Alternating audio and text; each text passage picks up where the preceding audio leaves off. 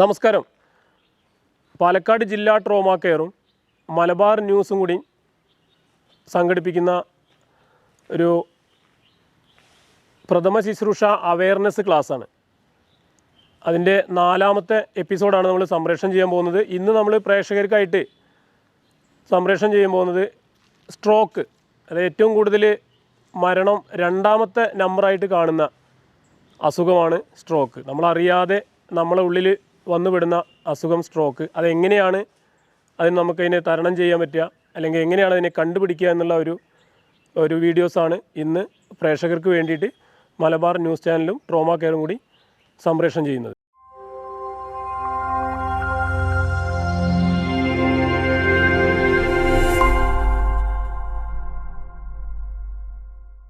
Stroke എന്ന് പറയുന്നത് സാധാരണ കണ്ടുവരാറുള്ളൊരു അസുഖമാണ്.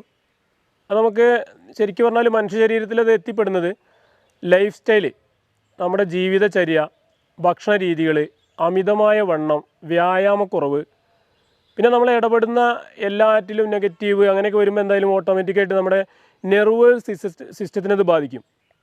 അപ്പോൾ ഈ സിസ്റ്റത്തിനെ ബാധിച്ചു കഴിഞ്ഞാൽ ക്രമേണ തലച്ചോറിൽ നിന്നുള്ള പ്രവർത്തനമാണ് എല്ലാ ഞരമ്പുകളുടെയും പ്രവർത്തനം വരുന്നത്. അപ്പോൾ ഓട്ടോമാറ്റിക്കായിട്ട് ചില ഞരമ്പുകളിലേക്ക് കറക്റ്റായിട്ട് ബ്ലഡ് സർക്കുലേഷൻ നടക്കാതിരിക്കുക, ബ്ലോക്കായി വരും.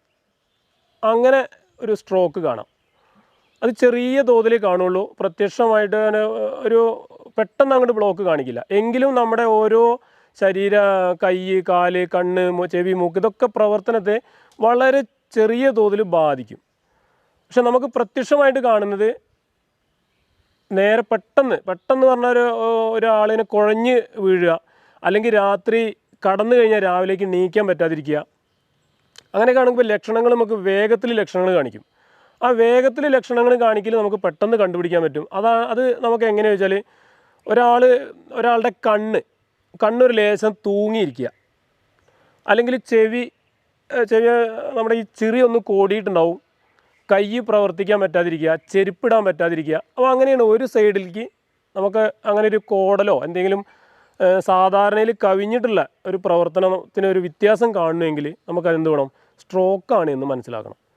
അങ്ങനെ കണ്ടു കഴിഞ്ഞാൽ നമുക്ക് ഗോൾഡൻ ഹവർ എന്നതിന് പറയാം. അതായത് ഒരു 4 മണിക്കൂറിൻ്റെ ഉള്ളിൽ, അല്ലെങ്കിൽ 4 മണിക്കൂറിൽ ഒട്ടും അപ്പുറം പോവാതെ ഈ വിക്ടിമിനെ ഹോസ്പിറ്റലിലേക്ക് എത്തിക്കണം. ഇന്ന് ഹോസ്പിറ്റലിലേക്ക് എത്തിച്ചു കഴിഞ്ഞാൽ വിവിധ ഇനം ചികിത്സാ രീതികൾ നമുക്ക് അവൈലബിൾ ആണ്.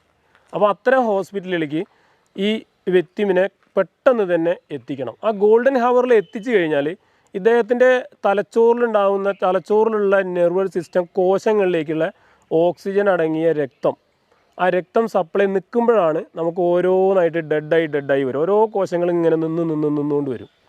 അപ്പോൾ നിന്ന് വരുന്നത് എത്രയും വേഗം തടയുക എന്നുള്ളതാണ് നമ്മൾ അറിയേണ്ടത്. ആ കോശങ്ങൾ കുറേ നശിച്ച് കുറേ പോയി കഴിഞ്ഞാൽ പിന്നെ അദ്ദേഹം സാധാരണ ജീവിതത്തിലേക്ക് തിരിച്ചു വരാൻ വളരെ പ്രയാസമാണ്, ബുദ്ധിമുട്ടാണ്. അപ്പോൾ നമ്മൾ ഈ ഗോൾഡൻ ഹവറിൽ തന്നെ അദ്ദേഹത്തെ എത്തിക്കുകയും വേണം, നല്ല ഹോസ്പിറ്റലിൽ നോക്കി അതിന് ചികിത്സ തേടുകയും വേണം. അപ്പോൾ നമുക്ക് ഒരു സാധാരണ പെട്ടെന്നുണ്ടാകുന്ന സ്ട്രോക്ക് കാര്യങ്ങൾ പറയുമ്പോൾ ബ്ലഡിൻ്റെ വെയിൻ പൊട്ടി പുറത്തേക്ക് പോകും. തടസ്സം മൂലം പൊട്ടി പുറത്തേക്ക് പോയി കഴിഞ്ഞാൽ പെട്ടെന്ന് നമുക്ക് അറിയാൻ പറ്റും. സ്ലോവിൽ നൈറ്റ് നമുക്ക് വൈകുന്നേരമൊക്കെ കടന്നു രാവിലെ എണീക്കാൻ പറ്റാത്തൊരവസ്ഥയാണെങ്കിൽ മണിക്കൂർ കുറേ കടന്നിട്ടുണ്ടാവും. പക്ഷേ എങ്കിലും നമുക്ക് ചെറിയ സൂചനകൾ നമ്മൾ അത് തരുന്നത് നിസ്സാരമാക്കി വിടരുത്. ചെറിയ ഒന്നില്ലെങ്കിൽ കാഴ്ചയ്ക്കുള്ള പ്രശ്നങ്ങൾ, കേൾവിക്കുള്ള പ്രശ്നങ്ങൾ, സംസാരത്തിൽ എന്തെങ്കിലും അക്ഷരസ്ഫുടത വരിക, അപ്പോൾ ശരിക്കും പറഞ്ഞാൽ ആ അക്ഷരങ്ങൾ നിന്ന് കിട്ടാതിരിക്കുക, കൈയൊന്നും വിചാരിച്ച മാതിരി പൊന്താതിരിക്കുക, കാലിങ്ങോട്ട് നമ്മൾ നടക്കുമ്പോൾ ആ സാധാരണ ഗതിയിലേക്ക് വരാതിരിക്കുക. അങ്ങനെയൊക്കെ ആണെങ്കിൽ തീർച്ചയായിട്ടും ഉടനെ തന്നെ ഡോക്ടറിനെ സമീപിക്കണം. അത് നാളേക്കോ മറ്റന്നാളേക്കോ പിന്നെ ഒരു ദിവസത്തേക്കോ മാറ്റി വെക്കരുത്. കാരണം ഈ നെർവസ് സിസ്റ്റമാണ് നമ്മളതിനെ കൺട്രോൾ ചെയ്യുന്നത്. അപ്പോൾ അങ്ങനെ നമ്മളൊരാളെ പെട്ടെന്ന് കാണുകയാണെങ്കിൽ ഡെമോ കാണിക്കാം. ഒരാളുടെ ഈ കൈ കറക്റ്റായിട്ട് പൊന്തില്ല. അപ്പോൾ നമ്മൾ എന്ത് വെച്ചാൽ ഒരു വ്യക്തിനെ കിട്ടിക്കഴിഞ്ഞാൽ അയാളോട് കണ്ണടയ്ക്കാൻ പറയുക. ഒരു റെസ്ക്യൂ അറിയുന്ന ആൾക്കാരോ അല്ലെങ്കിൽ അറിയാത്തവർക്കും ചെയ്യാം. നിങ്ങൾക്ക് എന്തെങ്കിലും സംശയം തോന്നിക്കഴിഞ്ഞാൽ അദ്ദേഹത്തോട് കണ്ണടയ്ക്കാൻ പറയാം. ഒന്ന് കണ്ണടയ്ക്കൂ, 2 കൈയൊന്ന് പൊന്തിക്കൂ, 2 കൈയും പൊന്തിച്ചു, ഒരു കൈ ഒന്ന് താത്തി പിടിച്ച് കഴിഞ്ഞാൽ അങ്ങനെ മതി. അതായത് കണ്ണടച്ചിട്ട് പൊന്തിക്കുമ്പോൾ ഇതേ മോഡലിലാണ് ഇരിക്കുക. ഒരു കൈ താന്നിട്ടും ഇരിക്കും, ഒരു കൈ പൊന്തിയിട്ടും ഇരിക്കും. അപ്പോൾ നമുക്ക് എന്ത് മനസ്സിലാക്കണം, ഇയാൾക്ക് എന്തോ ഇയാളുടെ നെർവസ് സിസ്റ്റത്തിന് എന്തോ പ്രശ്നങ്ങളുണ്ട്. അതായത് ഏതോ ഞരമ്പ് ബ്ലോക്കായിട്ട്, അതുകൊണ്ട് ഈ ലെഫ്റ്റിലെ കൈ പൊന്താൻ സാധിക്കുന്നില്ല എന്നുള്ളത് നമുക്ക് മനസ്സിലാക്കണം. ഇങ്ങനെ നമുക്ക് കണ്ടുപിടിക്കാം. പിന്നെ രണ്ടാമത് എങ്ങനെയാണെന്ന് ചോദിച്ചാൽ, ഈ ചെറിയ ഒന്നിട്ട് ഇങ്ങനെ കോടി ഇങ്ങനെ നിൽക്കുന്നുണ്ടാവും, ഒന്നിങ്ങനെ കോടി നിൽക്കുന്നുണ്ടാവും, കണ്ണിൻ്റെ തടമൊന്ന് തൂങ്ങിയിട്ടുണ്ടാവും. പിന്നെ കൈയൊന്ന് ഷെയ്ക്കൻ്റെ ഒക്കെ തരാൻ പറഞ്ഞാൽ കറക്റ്റ് തരില്ല, ഇങ്ങനെ അങ്ങനെ താന്നിട്ടിരിക്കും, പിന്നെ പൊന്തില്ലത്.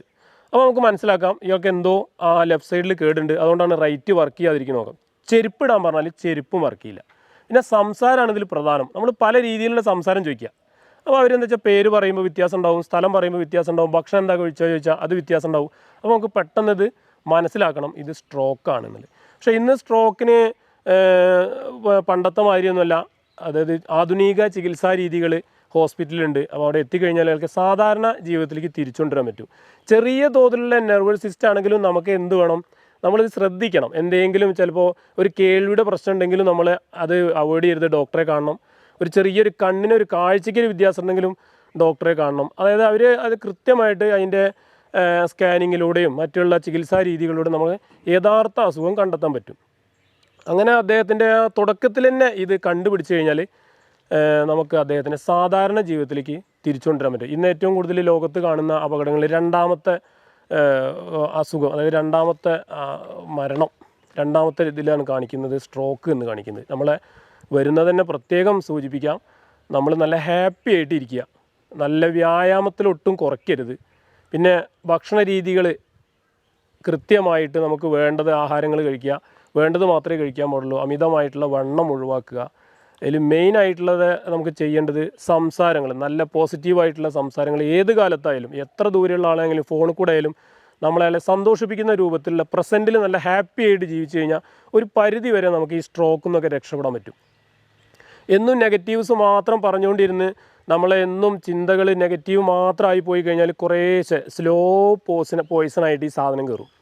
നമ്മൾ ഓരോന്നും നമ്മളെ തലച്ചോറിലെ പ്രവർത്തനത്തെ മന്ദീപിച്ചുകൊണ്ടിരിക്കും. അങ്ങനെ മന്ദീപിച്ചുകൊണ്ടിരുന്ന് കഴിഞ്ഞാൽ നമ്മളെ ഞരമ്പ് സിസ്റ്റത്തെ ഇതെല്ലാം ബാധിക്കും. അതായത് നമ്മളെല്ലാ പ്രവർത്തനവും കൺട്രോൾ ചെയ്യുന്നത് തലച്ചോറാണ്. തലച്ചോറിനാണ് എല്ലാം, കൈ, കാല്, കണ്ണ്, എല്ലാ സാധനവും നമ്മുടെ എല്ലാം പ്രവർത്തിക്കുന്നത് തലച്ചോറാണ്. അപ്പോൾ ഈ തലച്ചോറിലേക്ക് സ്ലോ ആയിട്ട് കയറുന്നതാണ് നമ്മൾ ടെൻഷൻ. അപ്പോൾ ടെൻഷനൊക്കെ ഒഴിവാക്കിയിരിക്കണം. കാരണം എന്ത് ടെൻഷൻ ഉണ്ടെങ്കിലും നമുക്ക് അതിനെ റിക്കവർ ചെയ്യാനുള്ളത് ഇന്ന് ഇഷ്ടം പോലെ നമ്മളെ നാല് പുറം ഒരുപാടുണ്ട്. ഹാപ്പി ആയിരിക്കാനുള്ള ഒരുപാട് സംവിധാനങ്ങളുണ്ട്, ഒരുപാട് ഹാപ്പി എൻജോയ് ചെയ്തിരിക്കണം. അതിലൊക്കെ എൻജോയ് ചെയ്തിരിക്കുക, നല്ല ഹാപ്പി ആയിട്ട് ജീവിക്കുക. എങ്കിൽ മാത്രം എന്ത് ചെയ്യാം, നമുക്ക് ഇത്തരം അസുഖങ്ങളിൽ നിന്നൊക്കെ രക്ഷപ്പെടാൻ പറ്റും.